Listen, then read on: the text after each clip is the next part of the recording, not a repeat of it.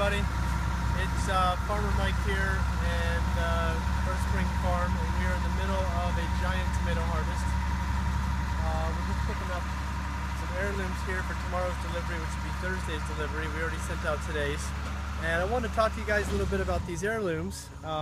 Just as sort of an example, I wanted to show you like how we were picking them and how I've been telling people to try to pick them and so they make it down to you, especially for those of you down in DC. This is Orange Oxheart, by the way. It's a very, very prolific producer of giant orange tomatoes, and I think Megan can probably get a shot there. There's some that we tossed aside, and some that may have had bad spots on them. A lot of these, unfortunately, I'm tossing aside not just because it's got one bad spot on it, but because it's overripe. And so this is more of an example. We pick it like with 25% or 50% color, and then that'll still ripen up and still taste great. And so you can see that. But this is also going to be a lot more durable to make it in the box. It not only has to make it in the box, but it's got to make it down there in Washington, D.C., and we know it was hot down there today. The drivers just got back and said it was pretty hot. But let's look again at the inside of this. Now this is a little close up here.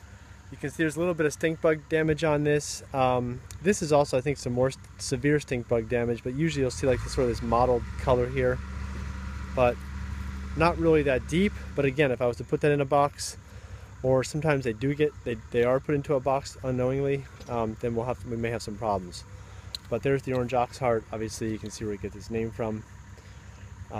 Nice tomato, lots of juice there, and low acidity too, for those of you who are sensitive to acid in your tomatoes. So anyway, I wanted to just mention that you look at the plants here and you can see that the plants are starting to die off a little bit. This is called blight, and a lot of this is early blight.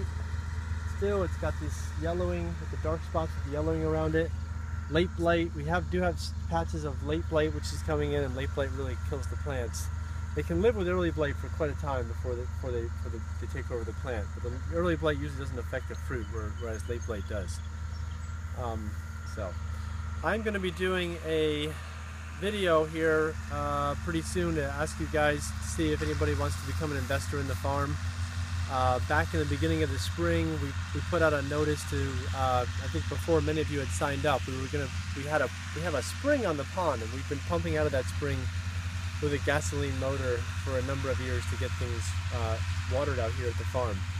And so we were thinking about digging a pond, and we had started a Kickstarter video for it. We hadn't put it up on Kickstarter, and then we decided to put a well in instead. And with spring almost on us, we put the well in, and I basically just paid cash for it. I mean, just took the money that I had, and we paid for the well that way. And so I know a number of you were interested in helping us to finance that, and so I wanted to reach out and say I'm still accepting money. I would still love some help, because it was an expensive project. It's a great well. We're sitting on top of an aquifer here in this valley, the Cumberland Valley here, and we actually have a spring on the farm that bubbles about 1,000 gallons a minute. So we hit the aquifer with the well, and so we have 300 gallon a minute well, and we put a 10 horsepower pump in there, and we're not pumping 300 gallons a minute. We don't need that much, but we have enough to really make watering a lot easier around here. The thing with watering is that you want to be able to water as much as you can, and it reduces the amount of running around you have to do around the farm, because you're already doing enough running around on a vegetable farm anyway. We had a few people step up and help us invest a couple last year when we bought the farm, and they helped us pull together some down payment money. And so now I was looking for about 10 people, or 10 to 20 people, I guess, to sign up for this. And I'll have a video here with more details about that coming up within the next few days to a week.